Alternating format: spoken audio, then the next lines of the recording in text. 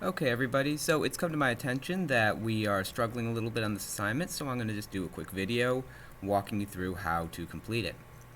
Alright, so this is our absolute zero and Kelvin homework here. The question at the beginning is, what is temperature? Talking about absolute zero and the Kelvin scale. So, let's take a look at part 1. Part 1, the volume of a sample gas was measured at several temperatures. The data are given in the table. Plot the points on the graph. So you can see it says volume versus temperature. You can see that the vertical axis here is volume, starting at 0, then going to 20, 40, 60, 80, 100. And we can see that the horizontal axis is temperature in degrees C. So you've got 0 over here, and it goes up to 50 and 100, and it goes down to negative 50, negative 100, blah, blah, blah, all the way to negative 300. So let's start out by taking a look at the temperature here. So we've got 10 degrees C, 50 degrees C, and 100 degrees C. So let's just kind of make a note of where those are. So 100 degrees is here, 50 degrees is here. How about 10? Well, let's take a look at these little lines. So you can see there's 1, 2, 3, 4, 5 little lines in that goes up to 50. So that means that if you take 50 divided by 5, you get 10. So that means these lines are 10, 20, 30, 40, 50. So this one will be the 10 line. Alright, now let's take a look at the volume. Volume says 50 milliliters, 57 milliliters, 66 milliliters. Alright, let's start by figuring out what these lines are again. So we've got 1, 2, 3, 4, 5 going up to 20. So if we take 20 divided by 5, we get 4.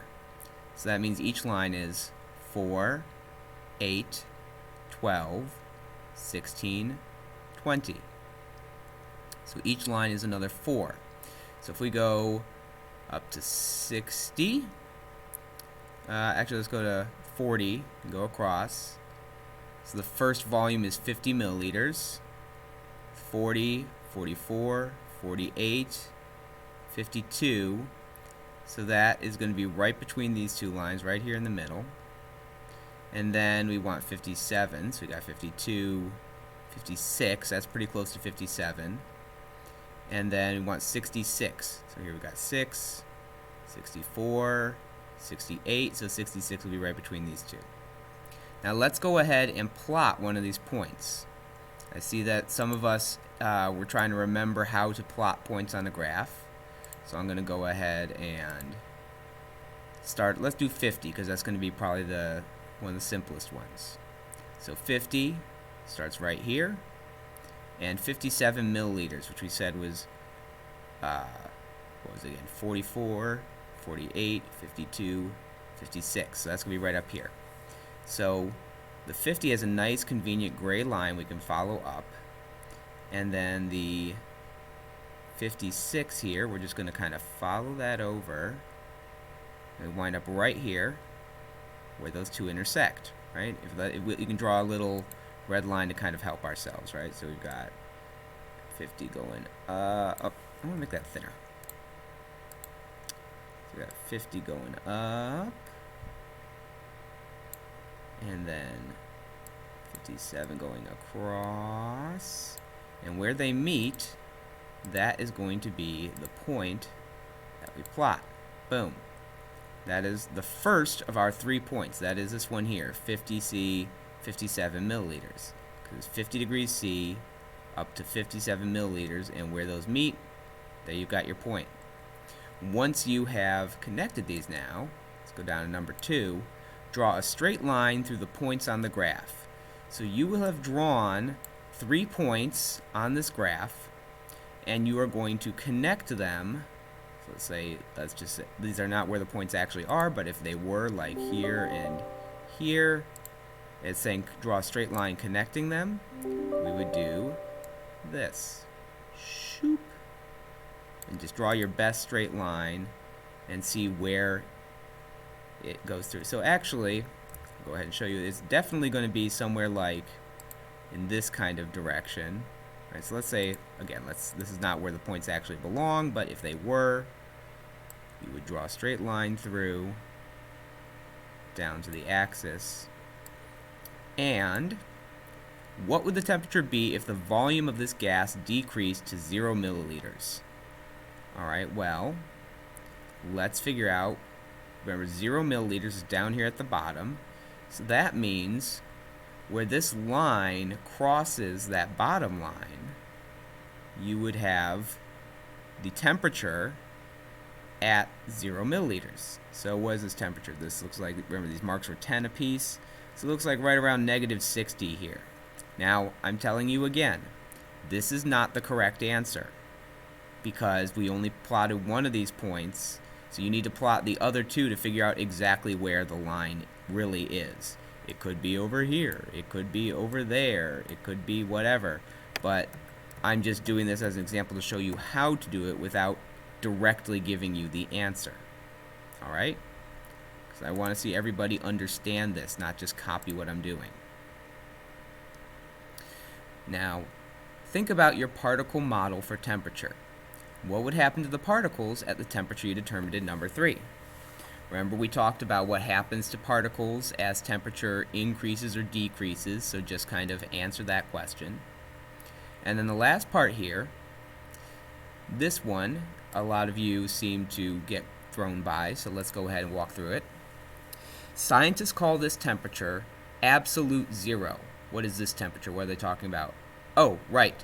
So they're talking about the temperature if the volume of this gas decreased to 0 milliliters. So the scientists call this temperature absolute zero. Oops. Didn't mean to have that in there. They created a temperature scale called Kelvin based on this idea. Absolute zero equals 0 Kelvin. So this is a special scientific measuring system. So we know that we measure temperatures in Fahrenheit here in the US. Pretty much everywhere else in the world they use Celsius. And now there is this scientific scale called Kelvin. Okay? So we have here a set of temperatures in Fahrenheit, set of temperatures in Celsius. Let's see what they mean. So body temperature, we know that is 98.6 degrees Fahrenheit. In Celsius, it's 37 degrees. The freezing point of water, we know that water freezes at 32 Fahrenheit. And it looks like in Celsius, that is 0 degrees. Okay, so what we're supposed to do is we're supposed to be converting between these temperatures. It's kind of like going from inches to centimeters, right? You're just changing your unit of measurement. So it says, fill out the chart below using this conversion. TK equals TC plus 273. All right, well, let's see if we can figure out what those mean. T. We're talking about, what are each of these things? These things are temperatures. So T must mean temperature. But what about the K and the C? Well, let's see what letters we have down here. We have an F. I don't see an F in that equation. But we do have a C, and we do have a K. All right. So that means the temperature in Kelvin, TK, is equal to the temperature in Celsius, TC, plus 273. Well, that's pretty straightforward, right? Temperature Kelvin equals temperature Celsius plus 273. And let's go ahead and do the freezing point of water, because that's a nice easy one. Temperature Kelvin, sorry, it should be capitalized, equals temperature, oh wait, equals 0 degrees Celsius plus 273. And I'll just say that equals 273. All right. And so now we're going to go ahead and insert. Oh, no, wait, you don't do insert. You just go ahead and double click. Boop. Brings up a little text box. and freezing point is 273 Kelvin. Just a funny little fact, it's not degrees Kelvin, it's just Kelvin. So, right, so that is how you calculate that. And I just realized now that I didn't mention it earlier. In order to draw on things, in order to draw in the notebook, there's a whole draw menu up here. So you just go up and you click on draw, and you can click on the pencil or the highlighter or whatever, and that's how you draw. Oh. So hopefully that explains your questions, and you should be able to complete this homework now and get it in to me by tomorrow or by Friday, depending on which of my classes you're in.